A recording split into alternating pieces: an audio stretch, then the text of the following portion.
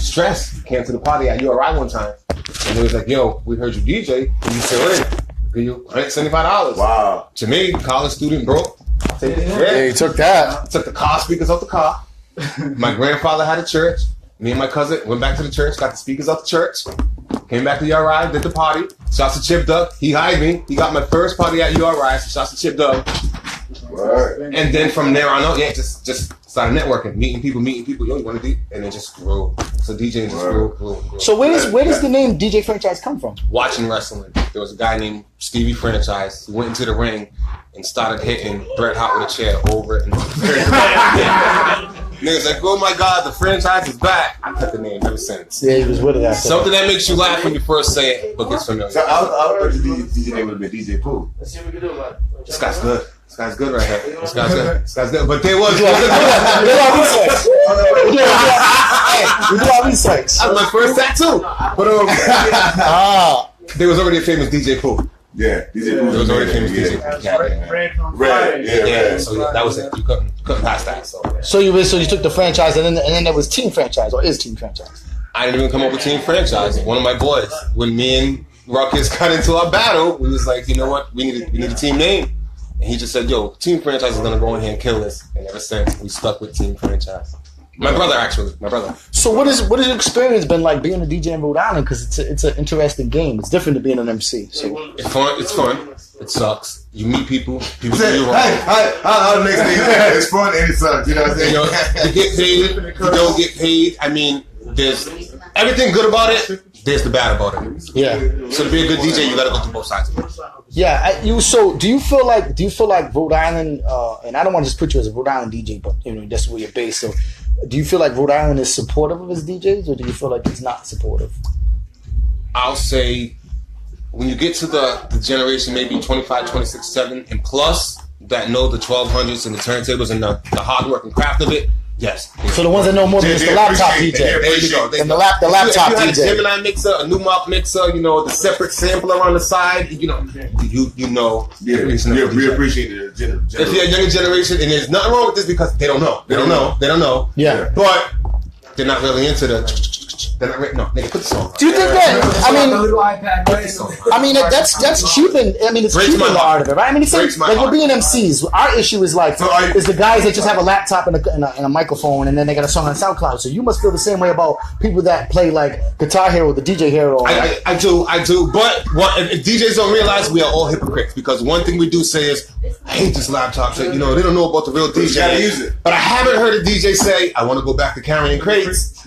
I haven't heard a DJ say, I want to go back. You got 5 niggas with you. There you go. Carry your crate. So you gotta have a crate entourage. Are we with it or we not with it? And it's like, you haven't heard a DJ You gotta find a Tupac. Tupac used to carry crates. Carrying crates. Drive, right? Yeah. If you wasn't rich and you could have had a crate and you had the recycling bin, it was double the size. I don't want to go back. Do you feel like that DJs from Rhode Island get respect outside of Rhode Island, like New York and places like that are more known for like hip hop and shit like that? Believe it or not, yeah, because Rhode Island, quote DJ Ruckus, is a blend state. We're one of the only states that still continue to do blends. So you think that's a dying art? What you mean by doing blends? You guys actually take the time to take songs and put them together outside of just playing the hottest song that's going on. There you go. I need the acapella of this song right here And the instrumental. But I want this beat because I just love it so much, and I know that I can put them together, and it just sound like they made this song like this. Yeah, some R&B outside of just we never let that die. Rhode Island never let that die. Why do you think that is though? Why is that specific to Rhode Island? That's one thing we noticed is it was something that's always going to live forever that stands out from every other state. Although I was telling somebody the other day, Rhode Island wants to stay traditional, which I feel like it does. They don't want to progress, but one of the things about it that I do love is we do not let the blend game die. We'll give it credit to Big Lig. Yes, Big Lig Mike Nice. Yes, Big Lig. Yeah, sure. Roy. Yes, I'm waiting to hear that right now. Right. We got to credit to. So you got a podcast. Franchise report. Franchise report. That was actually one of the reasons why we reached out, because I'm like, we ain't been on this dude's show, and he ain't been on our show, and then we don't look at ourselves as like competition with anybody. We look at ourselves like that. It's all different crowds. So what I'm saying, but not a lot of. But I'm saying though, not a lot of shows reach out to other shows to show them on their show. Very true. Is what I'm. And we both did that. We both did that. Yeah, and we mutually agreed. Like, yo, like we kind of noticed each other. Like, why ain't you been on my show? Why ain't you been on my show? Then there was a commercial break we just discussed. We'll call it a commercial break. There was that commercial break. No. It's like, okay, makes sense now. No, because we tried to I build. got to go to PhD. No, I'm saying no. The reason why he's saying that is because that we both were trying to build each other before, and then it just we talked about that already. Yeah, exactly. So what kind of like motivated you to start the podcast? Like, what was your go moment? A lot of clubs are shutting down, and then the mixtape game isn't the same. So it's all downloaded now, right? yeah, so That changes the hand of it. yeah, exactly. So it did. That paid for the game. It did. But it's like I also learned that being a DJ is more than playing just the songs. You got to do other things. You got to do other things. Just like an artist or a rapper, you got to do other things. So it's like, you know what? Everybody already says you kind of reinvented yourself. Yeah, everybody already says I talk too much on the mic anyway. Let's put that energy to use. And that's what I like about your podcast too, because it's almost like a DJ element. There you go. You know There you go. what I mean? It is. You even sit there. You got your crew in there, but you're always there with the mic. That's my favorite spot in the house. Yeah. I won't touch any other part of the house except for that chair right there. Yeah. That chair. So who's your favorite 16? Who's your best? Who got you the best bars? That's come through so far. Woo! Me on the seat. What, like 40? We got a top 40 coming right now. Everybody that came on the show. Actually, 40 guys already? So No, it's what Pat like. Ben passed 40. I got 45. Wow. We'll have a top 50 coming up, and then That's we're gonna have pretty dope. probably the public vote for the top 50. That's pretty dope. We have That's- so many talent out here, and it's crazy. Who's your favorite though? I'm like, are they gonna let it go? No, we're not gonna get around that one. I'm gonna say Trav Black. He was the first one we had on there. He was the only one that I know personally that completely went off the head because it was to the point where we was holding up objects inside the house where he was. Yeah, I love that. On flow, on beat. Trav Black? Yes, Trav Black. Black. Murdered it. And once he did that, That was the first. that was the first one. And that set the trend. Like, that was my favorite of all time. That was my favorite of all time. What I like about your show, what I like about your show though is like you see our show, because of the way we are and we're very globally connected. We show Rhode Island, but we show people from everywhere. But you guys really got the Rhode Island thing, which I think is important because that needs to be done because there's a lot of artists that are not as well known outside of Rhode Island, and your show's getting a lot of attention. People are really fucking with it, you know what I'm saying, really peeping it, and it's showcasing some of these Rhode Island artists that they wouldn't know. So that's what I appreciate about your show. I appreciated that it's shining a light on Rhode Island because, you know, even though I deal on a global sense, I'm still a Rhode Islander. I'm from Rhode Island, and I like to see cats that, like, because that's what I started to notice because I'm looking at the show and I'm like, there's a couple cats we already had on our show on your show. Like, you know what I'm saying? People's Dirty, F.A. Raw, Jay Deuce, they've all been on our show before. So I'm like, yo, we gotta connect these dots. We gotta connect these dots. Because I feel like Rhode Island has smallest state in the union, but it has all of its own infrastructure, but it doesn't necessarily work in unison. And not that everybody has to be all buddy hand in hand, because that's that fake shit. That's fake. Everybody because we're from the same place. I agree. That's that fake cornball shit. You know what I'm saying? I agree. So, but what I'm saying, but A alike, B alike, and the people that are A alike should be like showcasing each other. So that's why we've taken the lead in inviting other people from other shows to our show without any intention of reciprocation. Like, you know what I'm saying? And I mean that I mean that to you. I mean that across the board. You know what I'm saying? Yeah. And I think that we hope that sets a trend. Yeah. You know what I mean? Hopefully. On the flip side of that, you can use the show as leverage. You know what I mean? Because a lot of these guys, you know, a lot of people come up to be like, yo, you go to people like, yo, listen to my music. I'm a rapper. I do this and this and that. What we do is like, yo, we have a podcast. We'll be against our show. And it's almost like we're offering them something. And then they don't look at us like we're trying to take and, you know, It's a blessing. It's a blessing. It's a blessing. I don't understand how. It changes the game. You know how many doors and places we've walked through because of it? What changed too between you guys' show and our show too, the franchise show and everything like that. It's like the visual of everything. Like you could put a face. It's not just sound. To the artist. So that's how it changed the podcast game a lot. Because now the artists come through. It's one thing to tell somebody to go on SoundCloud. It's one thing when you post a video. You see the artist and you see them perform and see them do that. You also see what somebody's made of when you put a camera on. Don't go there. You see when somebody's right up when the camera's on. Don't go there. It changed the whole Run that back. Let's talk about like we're in a visual world now, so right. the visualism with how we drop it and everything like that, it's really been really dope. It's really caught the way. So let's talk about Hot Now Right. You know what I mean? Like how long you been doing that? Like Hot Now Right. Let's see. My brother passed like 5 years ago, so I moved from Florida and I came back to take over Hot Now Right. And, so he wasn't even here when it was active. And yeah, when it was active, I wasn't here. We were just communicating back and forth over the phone. And he told me to come back home to help him run it. So I was like, all right. So I put my affairs in order in Florida, and I started heading back on the month when I was coming back. He passed away. So it was already too late. I was already put stuff in motion for me to come back home. So when I come back home, I just hit it as hard as possible. So. You had like a drive, almost kind of like you got to represent. Yeah. So I had to do it. I'm doing it for him, because I knew how hard he put his heart into the whole thing. So I took what he did, and then I try to elevate it as much as possible to a whole to like infiltrate the culture as much as possible. That people need to see what Rhode Island's really about. That we're just not some state that we just fly by. That we really have a real culture out here. Substance. Can you just for people because we have people from other countries that watch and outside of Rhode Island, can you explain to them briefly what Hot in Rhode Island? Because you talked about it, but what exactly is? Hot in Rhode Island is basically like a marketing and advertising company, and promotional company. What we do is we go to a lot of events. We take pictures, videos. We do video recaps. We any event that's happening in Rhode Island, we try to promote that to show there is a nightlife and there is like a day life, basically entertainment life going on in Rhode Island. What? Yeah, so we're trying to like show the world that. And there's an actual. So besides the digital aspect, there's actually a magazine as well. Yeah. Besides that, we also have Hot and Rider magazine, and we're dropping it hopefully by next month. And this one is going to be totally different from all the other magazines that you guys have seen because we implemented an artificial reality in it. So, like how I interview you guys for the magazine, you will be able to scan your page, and your full interview will pop up on their phone. Plus, you guys pictures and bios and how people can contact you through their phone when they scan the pages. That's pretty dope. So look out for that. Look out for that UZD interview, exclusive interview. Yo, that man, we was so fucked up.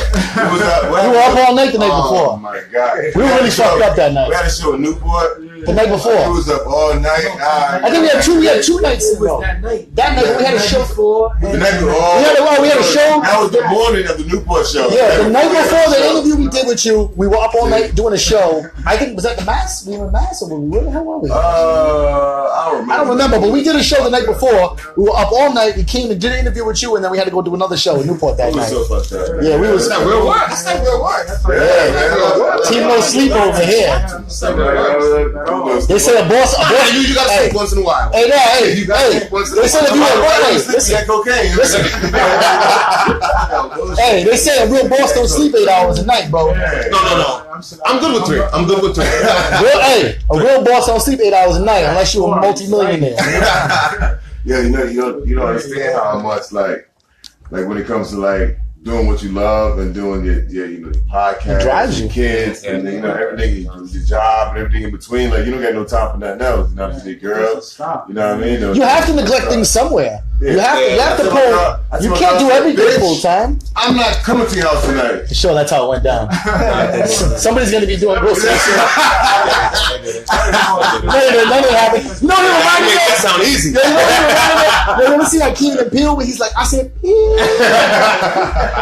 That's man, because we have to stop because we have a lot of events out here, so we gotta go show and then. Word. You got not only our event, but the events that you support. Yeah, we got you know what I mean. So do all that, man. You gotta be up on the whole shit, I just pop up to events just to be like, okay, I had to let people see that this is going down out there.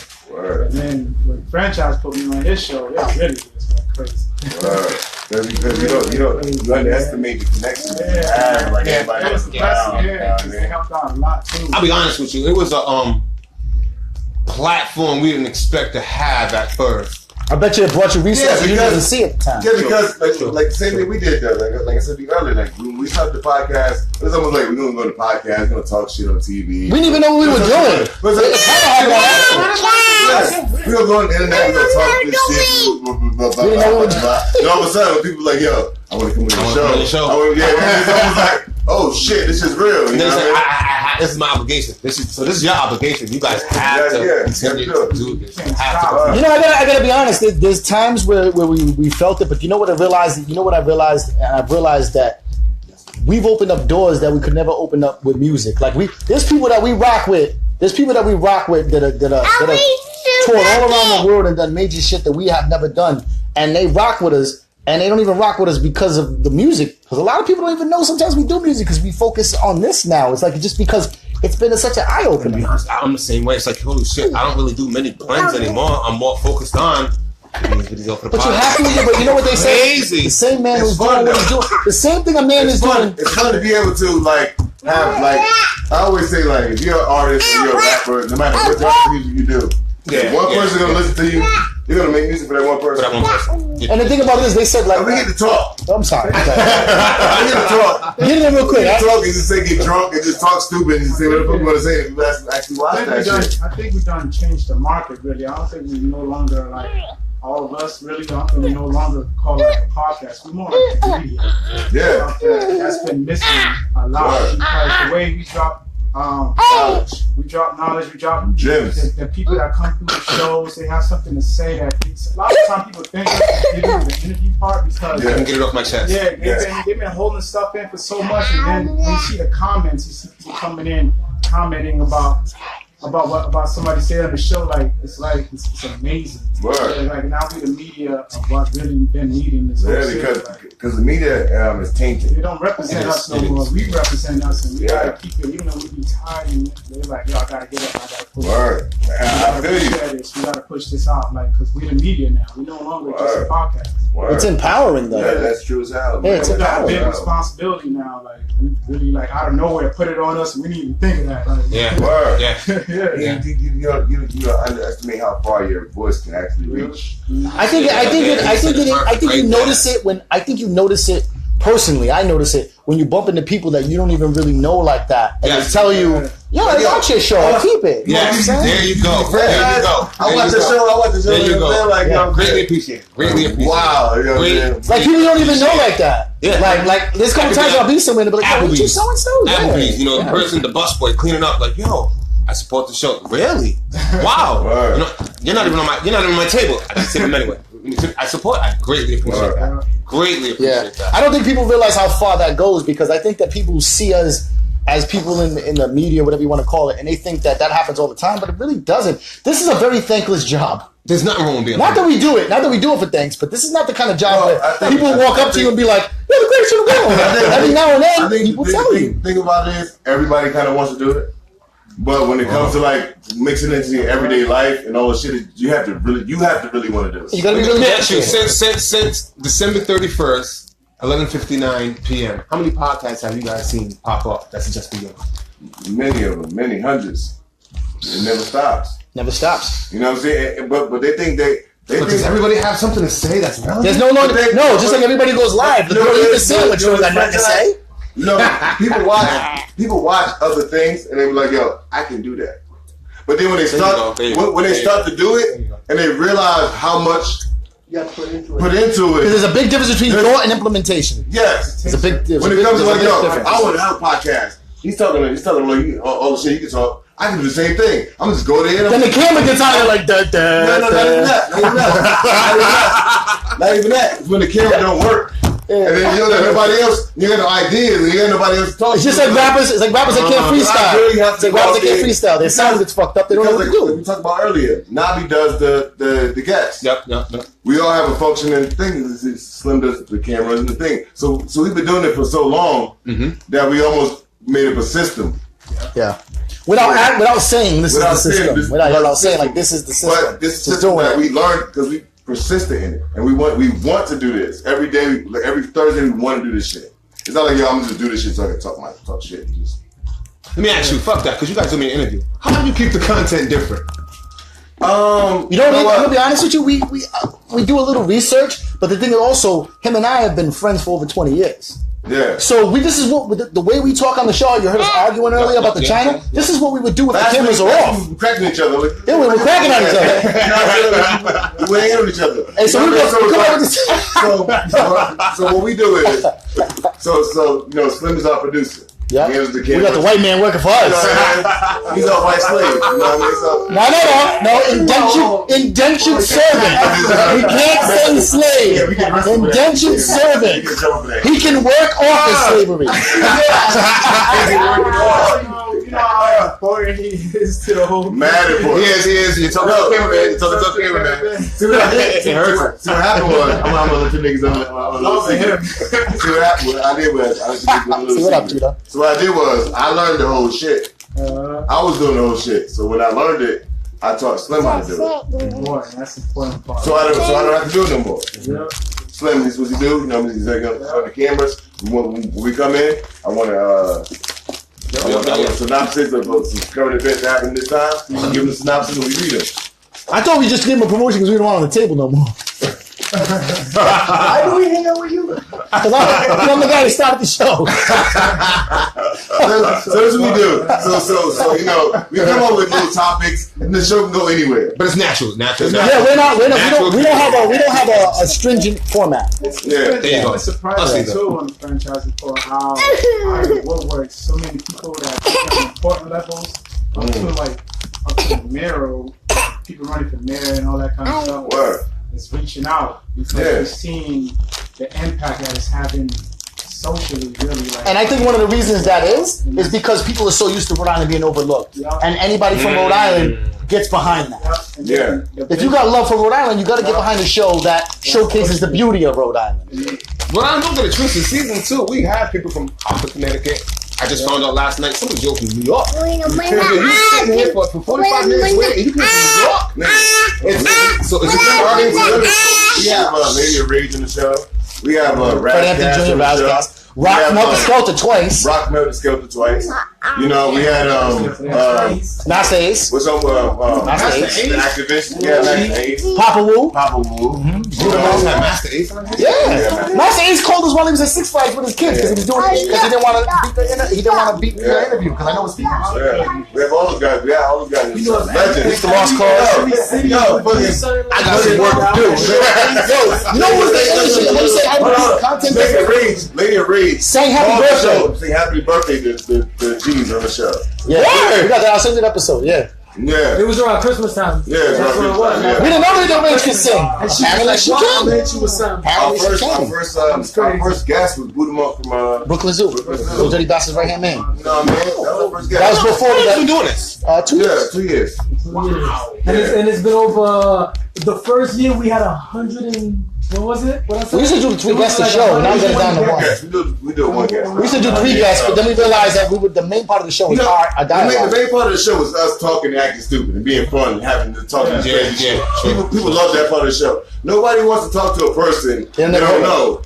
Nobody wants to watch us talk to a person that they don't know for an hour, for 45 minutes. So we had to change the format a little bit. We changed our format. So the franchise killed it because what he does now, you have the artists come through, you do your freestyle so the public gets to know what you got. And then we'll sit down and talk to them, let them know what's going on. I like that format a lot. Yeah. That format. We do it backwards. We talk to the artists. Oh my god. Then see, this is why we do it live. I do shit like this. We would edit that out. Yeah, that might have been edited. And then that does. Well, we do it backwards. We talk to the artist first, and then we ask them to spit some bars after. We've had a couple people buckle though. We've had to do them like. We had some fumbles. Trust me. We've had some fumbles. We got some people buckle. Like, yo, I got a rap. Yeah, you got a rap. There ain't no fumbles because it's live. Live, yeah. When that episode is done, right now, this episode, besides the Facebook stream, right now, as soon as it logs off, check this out. Check this out. Right now, this is live streaming to our YouTube channel and our website. And the minute it's done, it uploads to both. So there's no change that. You know, I'm not shit over. I shit over my bag. No, I'm mad drunk. I'm messing with my break shit. My girl be like. Yeah. I mean, you said some shit earlier. You said some shit earlier that's gonna have you going to the grocery store. We're still new. We're still new. Things at the grocery store. Come on, you guys still owe me an interview. So, well, we go do that for sure. Yeah, have you ever gone through the situation of? Because I need to know how to get out of this. That boring interviewer. the person that you can't get energy out. Here's what you do. Here's what you do. But you feel bad. Here's what you do. Always. I'm like, nigga. Every time you have a guest, no. Because I have an answer for that. Every time you have a guest, do a little bit of research on your guest and try to find out something they're passionate about. Because no matter how boring a person is, they'll get passionate if you talk about something they're passionate about. But sometimes they get passionate about stuff and just keep running, going. They don't get chill. Because then you have to, like me, I'm the cutoff guy. I'll cut up because I'm always making sure because we got a lot of time. What do you guys do when you have like bitter old guests? Bitter old guests? We invite them back on the show and let them speak their mind.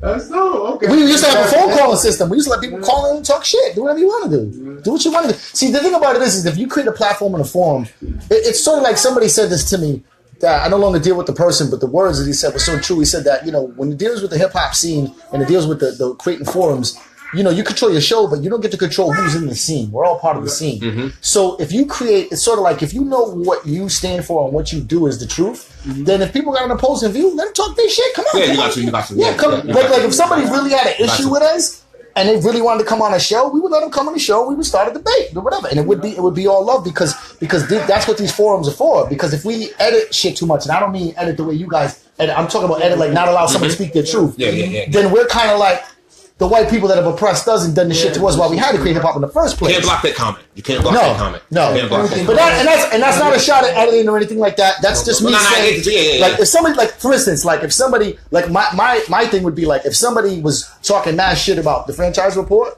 and if it was a chop shop, I would personally invite them to come on the show and speak their mind, and we could debate it. I love that because people they hate that we do that, but they hate that we do it. Yeah. I mean, how about this? Come on. You know why we do it? Because we can't lose. Yeah. We feel like we can't lose. So, come on, man, speaking bullshit. But what's gonna happen when we speaking bullshit? I'm gonna fucking say. Because there's so much about us that people don't know. Even though there's so many things about us that people don't know that we keep in the background for just the situations like that, almost like that. But I'm gonna put this on the table right now. Some people might not want to be intimidated to come to your spot because it's your location, and they might feel intimidated. So in the future, if there's but listen, I'm saying, but they might. So what I'm saying to you live on air, because like I said, can't edit it. In the future, if people do have an issue with your show and they want to debate, we'll host it here in the Chop Shop, so it's neutral location.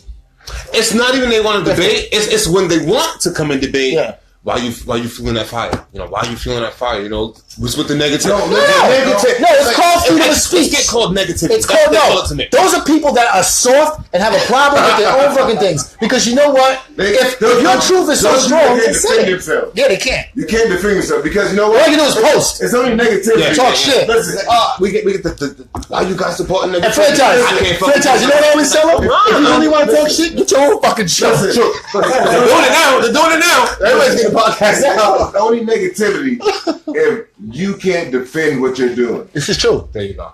You know what I'm saying? Like everything we do is positive. You know what I'm saying? We don't condemn nobody. When anybody come on our show, we don't try to shut them down. We ask them tough questions, but it's not tough questions that are going to embarrass them. A vulnerable situation and something like that. So anybody that's going to sit there and be like, "Yo, it's a negative situation," it's people that can't. They can't.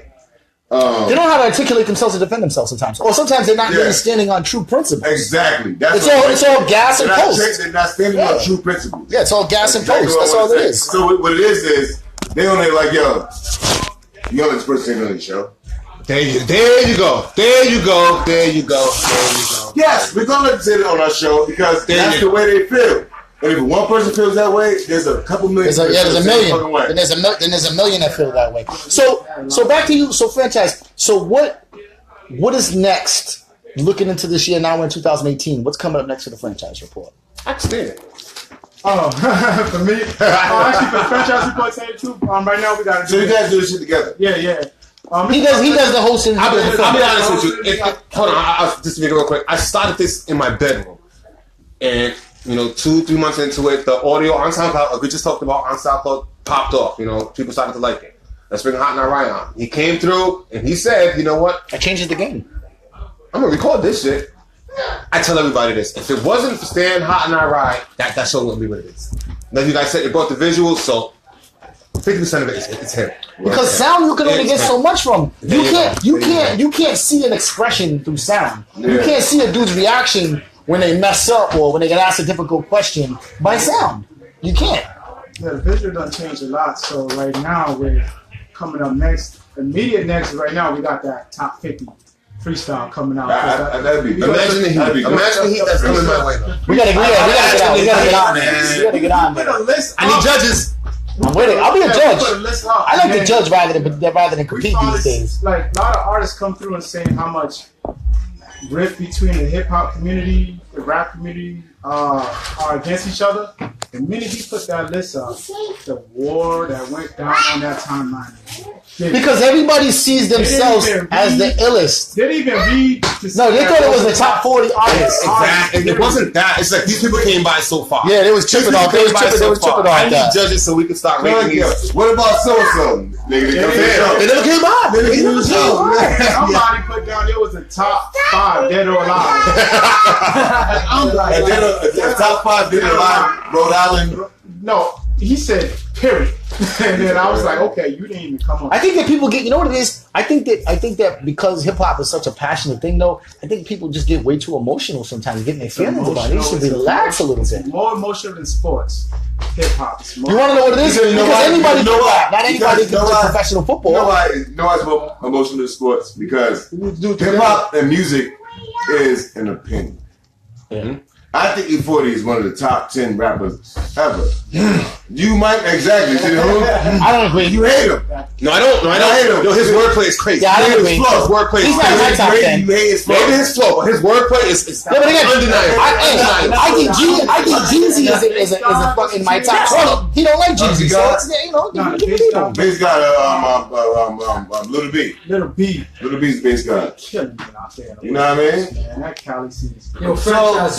So when it comes to right now, so when it comes to who's the best, it's all about your big L. But I would say not Big L because he don't have the catalog. Tupac. He has the rhyme scheme. Let me ask you a question. Let me ask you a question. Please, let me bring a little further. I can't say Biggie's the best. Okay, he got out of that. He got out of that. He does not have the catalog. Okay. That was my next thing. He didn't have the chance to have the catalog. That was my next thing. He doesn't have the catalogs to compare to the other people. Tupac is stop there, because this is hold on. I'm telling you, it's gonna go another way. Tupac. Stop. Let me finish. Tupac. Tupac has everything. All of his well-rounded, yeah. I'm not gonna sit there and say that Tupac is the best artist or hip hop artist ever, but what I want to say is you have to put him up there because he's the total package. He has the catalog. He has the rapping skills. He has the social ability. He has the ability to rap about anything he wants to rap about. You rap about killing you, and you rap about bringing out a baby. Yeah, and there's not many rappers that can do that. Yeah, Biggie was less diverse with the. But not necessarily because he was in a way he didn't get a chance to get his catalog. Exactly. That's the thing. He didn't. Both them brothers were killed before they were 27, bro. What are they? 24? 25. But that's a baby. But you can't say that because that's a baby. Tupac has an extensive catalog. And they both can kill babies at the same time. But Tupac also recorded constantly, and there's also a question of the authenticity of that. Because some of that shit was fake with a dude with a voice joint. Tupac will tell you out of his own words. I told you it was gonna go another way. Listen, I told you. Well, check it out. Tupac said in his own words, I'm not necessarily rapping about what I experienced. I'm rapping about other stories that I experienced. Yeah, he's a storyteller. He's a newspaper. He's the ghetto newspaper. So it's not like he's the fucking fake ass rapper that's saying like everything I rap about I did. Yeah. He came out and said with his own mouth. And these are stories that he was the hood's newspaper. He was the hood's newspaper. Exactly. That's what it was. You know what I mean? And Biggie was more of a lyricist, and you felt everything but not to his fault. He wasn't able to extend his catalog. The thing about hip hop, really, to consider people like the top best, is the shit that you create out of it. Yeah, and something you did that nobody else did. The impact behind the culture. Okay, but you know. Let me ask you a question. An honest question. If hip hop says the greatest rappers alive died at the age of 25, how could you blame these rappers at the age of 21, 22 for being so different? You know, if I can make more money than what you guys say is the best at the age of 25, and I'm doing it at 21. Let me see what he's saying. How could you? Well, how could you be mad that it's shifted? Well, when it comes, it's partially our fault. There you go. Nobody ever wants to say that it's our fault. It is our fault because we didn't teach nothing. We never kept pushing Nas. No. We never kept. We stepped back and let it go real. Mobb Deep was one of the greatest rap groups ever. We never kept pushing them. Hands down, one of the greatest groups of all time. They died at 25. These 26-year-old rappers, they look nuts. But I mean, what are we to say? They are past our grades. No, he's got a point. He's on well, he got a point too, man. Like they don't want to put. That's the look I was looking for right there. That contemplative look. That's the look I was looking for. Because I'm on your side. I want the contemplative look. But you know what? I kind of missed what you said. I want to say that again. Our generation stopped teaching at 25. We stopped teaching soon because we were so hurt when Big and Pop died that we really went to DMX as the next pilot. We kept looking for the next idea, kept looking for the next Jordan for so long. Well, you know, like going to Planet Mars and dropping that flag. We dropped it right at the age of 25. Well, this is the thing, right? We did. We never really praised any other rapper just as great. Let's Eminem. So I'm saying, I'm gonna say these for you guys. You know what I'm saying? When it comes to like I said earlier, we don't have control of our culture. So what we have to say is controlled by a white person, a Jew, mostly. So when it comes to the term when it comes down to the fact is, you look at Biggie, you look at Pop, and what was he talking about? This is about ownership, uplifting black people to a certain degree. Exactly. So what you do, you take those guys out of the equation, and you insert a nigga like Jay-Z, the next person. We never did. We never did. But we didn't have no choice. We had no choice in certain Jay-Z as the Messiah of rap. You know what I'm saying? So we had to deal with that. They took our true leaders out. They exterminated them niggas. Not to the point where we're gonna take them all in and talk. We're gonna kill them. Yeah. They good, they done. So now we insert a new Messiah. Jay-Z. We waited too late though. I'm telling you. We didn't do nothing. We didn't do nothing. We watched. The problem is we watched as the motherfuckers who was in control did what they had to do. The problem is, you know what I'm saying? The problem is it's like the city. It's like we didn't, like as a culture, we didn't have anything. And once they started giving us a little bit, they took that little bit and just ran with it. Coming back home to teach us the mistake they did because they were so embarrassed of the mistakes. So we didn't learn. Well, I think come to a point where I think come to a point where I think Master P, ownership, how Master P done it. King of the South. If he was King of the South, hands down. Okay, he was though. He was. But niggas didn't listen. We were still hurting. He was. We were still in Master P. Master P was on tour with Tupac. Yeah, we was. When Tupac was alive. The height of the before we knew make him say and No Limit. Before we knew that, he was on tour with Tupac. And when Master P would tell them niggas like, yo, I don't give a fuck about what these white people say. They want to take control of our culture. I want 80% everything I do. 80% everything I do. You don't gotta do nothing. I'm gonna take his music. I'm gonna give it to you. He's mass producing and give it out. And Tupac and everybody laughed at him. It's true though. They laughed at him. That's why he's the king of the South to this day. I don't care what nobody says. No company was gonna ever do that. No company's gonna ever do that. No company's gonna ever give you control and let you control your own destiny. And Master P did that. No, his son got control. Yeah, you know they're about to make the movie, right? His son put up a couple mil for the movie. Death Row done changed a whole lot. Death Row showed people we could own something. Yeah, Death Row helped change the game. That's why they had to exterminate the shit. That's why they had to take it down. Yeah, let niggas do that shit. So now the whole thing is now niggas are doing shit independent. Yeah. They have no choice. So now niggas finally learned the game. Niggas finally learned the game. But they want to get their I don't have to have an independent company. They look at Chance the Rapper. Sure. Yeah. They ain't never signed a company. So now these fucking Jewish dudes. So now these Jewish dudes, these people that run the companies, they're scared. Same guys that stole rock and roll. Same guys that fueled the fire behind Elvis Presley. What I was saying about earlier about how when we first invented rap and we didn't know shit about the business, let the motherfuckers but now we know shit about the business. Now the internet's coming up and now these motherfuckers are scared. So now these niggas are making money, these niggas winning Grammys, and they even signed to a record company. Yeah. So now these niggas is bailing out. These Jewish dudes are bailing out. They're running. They're scared. They're scared of the fucking. So now they're trying to find a different way to censor niggas. They're trying to control the streaming right now, but what the biggest mistake is that what Nipsey's about to do is like bring people to your own website, to your own base where you have your own product, and have them pay and stream from there. Well, that way you don't have to worry about. You know who did that? And all that. You know who did that? Fucking homeboy from who watched the fucking video of this nigga, the R&B dude. Oh, I know you're talking about because he started that new super phone, and I actually started that. I told you niggas about that shit. I got the nigga, when I look into the mirror, your purpose, all I see. Right now, I gotta give him a shout out because I took it. I subscribed to the super phone because the super phone, when people get that super phone number out, you can find out who's really going to be downloading and paying and stuff. Because my magazine's coming out, so I can really find out who's your real fan. Through the super phone. They'll control your whole content. And you can send niggas happy birthday. Happy birthday. Like DJ Franchise. DJ Franchise. You know what? Yo, no, I got your fucking whole profile. Like you a nigga that bought my album or something, like or whatever. You click to my internet, my webpage. So you on my phone. You know what I mean? So I can have it hooked up to like a DJ Frank, happy birthday, nigga. You know, happy birthday, blah, blah, blah. Oh shit, it's my birthday, my ass. But this nigga, Ryan Leslie has no fucking connection to no webpage, no stream service, nothing. All his fans are on one database, and when his album come out, it goes to all of them. Everybody knows. Right to them, and it goes right to his webpage, and whatever money to make. He has that personal connection with them. But it's I forget what it's called. He's changing the game with that.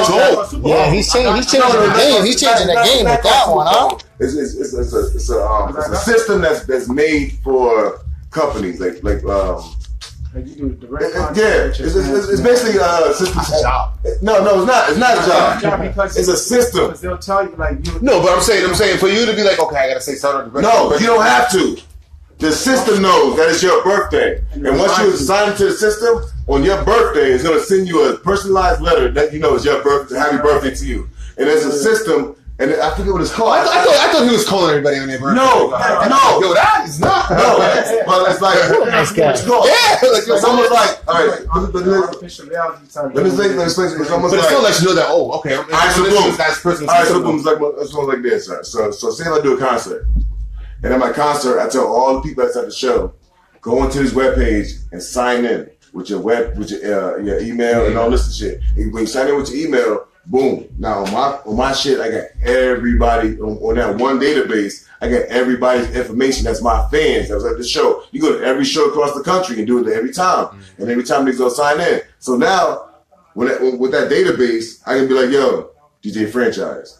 You can run with me on the street. Like, yo, Cash. I'm your favorite fan. Your best fan. For real? Like, Franchise. Okay. Oh, Franchise bought an album. Franchise didn't log into my internet. He ain't did none of that. It keeps database and it does the shit automatically. That's what's up, I got that job thrown down. So, Joe, the whole thing behind it is, whenever you drop a project, all you do is click one button, and that shit goes to all the niggas on your database. That's banging. And then what you tell them to do is, go to my webpage. When you go to the webpage, you can buy my shit straight off the shit, no additives. That's dope. You know what I mean? So let's time wise. So let's get wrap up the end and get back to the interview. So before we get to that, my bad. No, that's fine. I just want to make sure that you get to talk about you. You know what I'm saying? Let everybody know about your handles and where they can find you. Everything at DJ Franchise 1.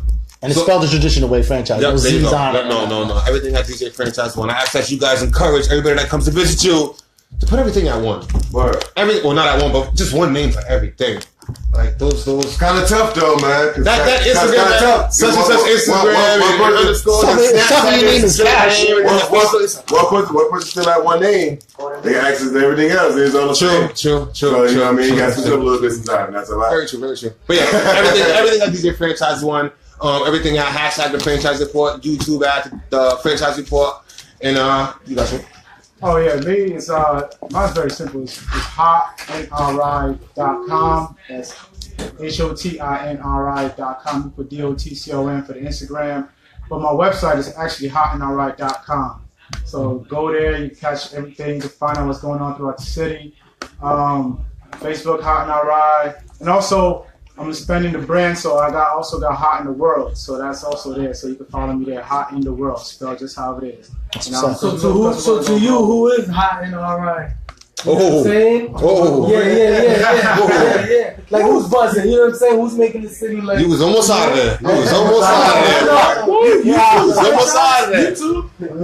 Who's buzzing right now in the city? You know what I'm saying? Right now, one of the biggest names in entertainment and you gotta say Staples. Yeah. One of the biggest names right now. You gotta say love him or not. Love him or not. If you ask somebody if they know him, just say yeah. Without just saying J Juice, I think it's the whole, because when I first moved out there, I started listening to who's out here was popping. And you gotta say his whole camp, that Pushing the Pedalist camp. Oh yeah. Oreo, what up? Yeah. And also, I see Oreo. Also, I like to give, because a lot of people don't like it, but I like to give shout out to a couple of camera dudes, man. I be doing a lot of work. Like please do, because they got that fine. Why? Eddie, CBN1 doing a lot of work, and this other shit like I got Crystal Clear helping me out do some photos, and then also what's his name, Loaded.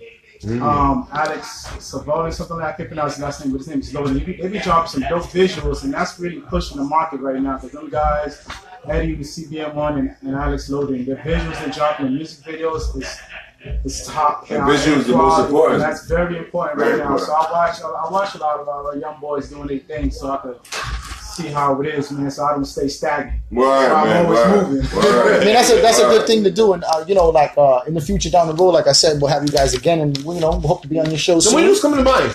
We'll work that out. Bro, pick a Wednesday. When you coming to my show? Any Wednesday, man. Next Wednesday available. Next Wednesday available. Because what up? Because Valentine's Day is coming up. Valentine's Day on Wednesday. I got caught next week on Wednesday. That nigga's whipped. That nigga what day Valentine's was though. Come to 7. 7? Come February 7th. We'll be there. February 7th? Let's close up right away, right? We go right here. Yeah. Right over the back. We can't back out of it. It's live. February 7th. I will be there. UZD, Universal Zoo Disciples, will be in the building talking some history. You know what I mean? You know what I'm saying? So you know what we gotta do? And they're gonna rap.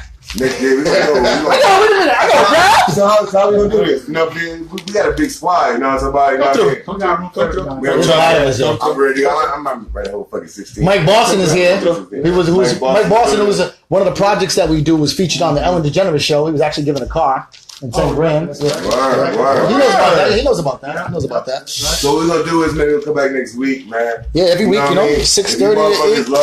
I receive motherfuckers love the franchise report. You know what I'm saying? They already love that. It's making a buzz. Really appreciate it. Go check out the franchise report, man. Go check out the Hot and Now, right? And then you can also get into it on Facebook, right? The franchise report. Shout out one more thing, because I'm doing a TV show web series right now. It's called Double Standards. And you can follow us on Instagram, Double Standards. Hey, a feature? Yo, we got season 2. You really trying to go to the grocery store? We just got done with season 1. We dropping it Valentine's Day. It's gonna be out everywhere. I can be Spanish, I can be black, I can be Dominican, Baba. He got a Dominican sweater on right now. Man, you guys gonna love it, man. He bought that shit on Broad Street. All right, so we're out. Chop Shop Radio, www.uzd.world. Thank you for everybody for rocking with us. We love y'all. Make sure you check out the franchise report and hotnri.com. We love y'all. Every motherfucking Wednesday. Check out that motherfucker. Especially February 7th, because they said they're coming. February 7th will be there. I'm right in the calendar. We might even. February 7th. You see it right there. Yeah. Right there. Yeah. We might even have to rap. Who knows? I'll be topless. You know what I mean? See what he does is you know what he does? He don't work out. He just wears smaller shirts. I've done it. When I go topless, I can get a high day. It's gonna be all natural. From me and my sometimes Dominican co-host, we love y'all. Peace.